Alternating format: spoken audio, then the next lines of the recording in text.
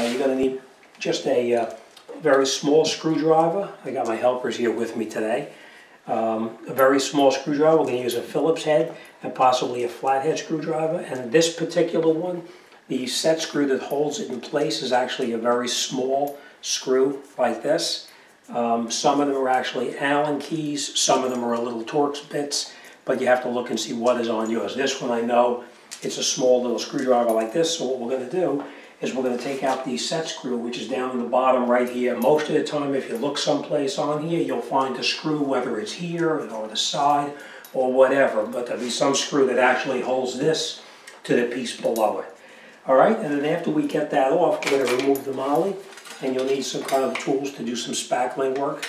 This is just overkill. I'm just giving it an example. And of course, you're going to need some spackle to repair the holes in the wall. All right, so first thing we're going to do now is we're going to come up underneath the bottom right here, and we're going to take out that set screw that actually holds this in place.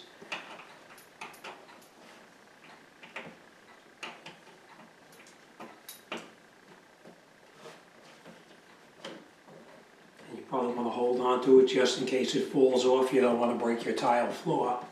All right, we'll take this off. Let me just show you real quick. This is the set screw right here that actually holds it to the bracket that's mounted to the wall itself. All right, so now what we'll do is we're going to take out these Phillips head screws here, and I'll show you how to take out the mollies that are below. And I'll explain what a molly is in just a second.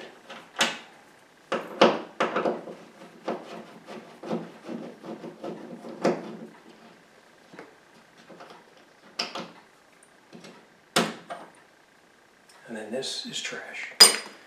Now underneath here, we will clean this up because it's going to be painted later on, but these pieces in the wall right here are what I call mollies. If you don't remove these pieces in the wall, you're going to put spackle on it and it's going to wind up being a bump. So we need to take those out. There's two different ways of doing it. One, you can grab a drill and you can drill it out and take the plastic insert out. Or the way I do them is I take the screw that I previously took out, screw it into the molly like this. You're just going in partially. We're not going in all the way. We're just going to go in just a little bit, and you just grab the screw and you rotate it around like this, and it pulls the molly right out of the wall. All right, we'll do it one more time. Take the screw, put the screw into the molly like this. We'll screw it down just partially. You don't want to screw it in too far. And I'm going to explain to you why. You only want to screw it in a little bit. You see the tip of this molly here? The screw, when you screw it in, it only screws in just a little bit like that.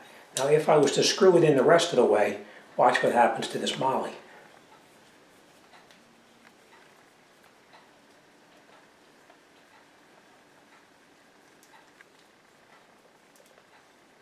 You see how that molly expands?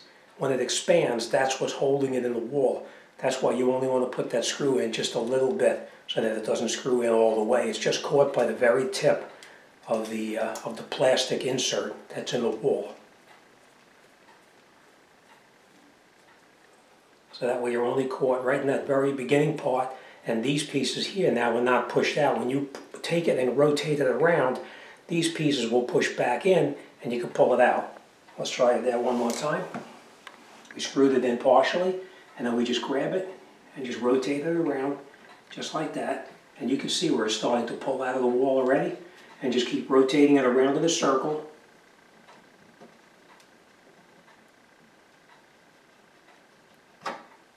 And it comes right out just like that. See how the screw is only partially in?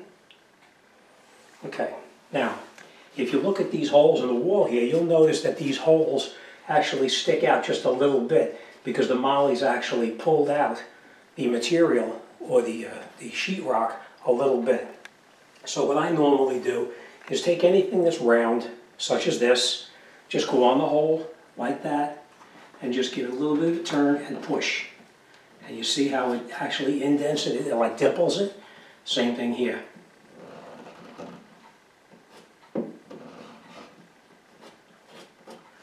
See? A slight dimple. Now, as you can see right here, somebody previously had this bracket mounted on the wall and they didn't do such a good job of patching it up. So we are going to repair this at the same time, but we're going to take our spackle tool like this, and we're going to clean the lip off. Right here.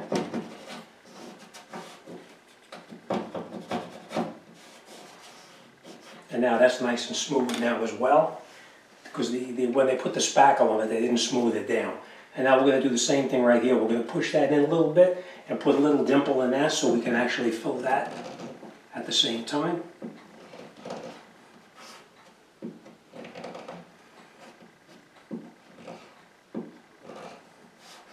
Okay. Come close and take a picture of that. Now you see how this is dimpled in? So now it's recessed in.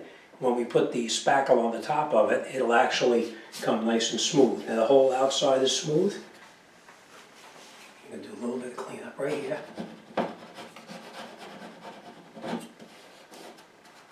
Okay. All right, next thing we're going to do now is we're going to open up our spackle. Now there's lots of different kinds of spackle. If you go to your regular big box store, you'll be able to get it. All right. So what I always do is take a little bit of spackle. This knife is actually a little small, but I want to force spackle into these holes right here first. So you're going to take it like this, put it on like that, and then we're going to push the spackle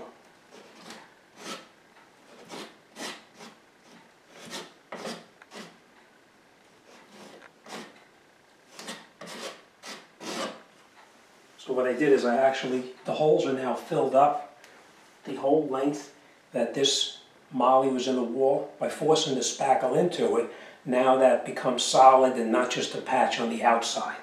All right, so now after we do that, we're just going to smooth it out a little bit. And then we're going to take a larger spackle knife and just go like this. And you can see now everything else is even with the wall. But what we need to do, when you put spackle on the wall like this, it's flush right now. It's flush with the wall itself. But what happens when you put spackle on there and spackle dries, it recesses slightly, so it's going to wind up being dimpled in just a little bit.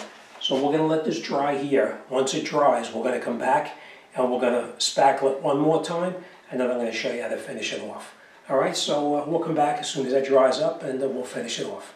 Okay, so now once the spackle is dried on here, usually it takes a couple of hours or possibly longer depending on how damp it is out. There's different ways you can actually sand this off. One way you can do it is with the sanding block like this. You just get in here and you put the block on the wall and you just sand it to clean it off. Now, if you don't want to make it, because when you sand it, there is a lot of dust. Even if you're very careful and you have the ground covered, you have a lot of dust.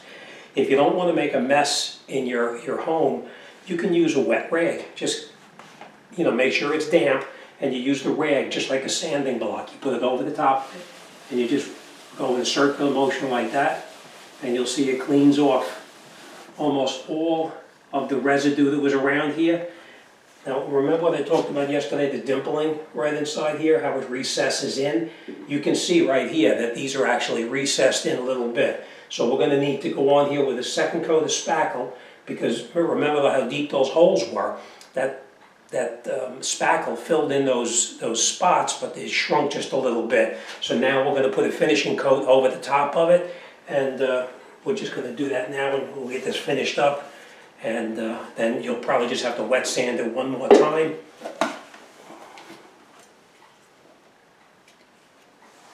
What you do is just put a little bit of spackle on the top just like this. Make sure it fills in really well, all the holes. And then you take your flat trowel like this and you just rub it off, just like that.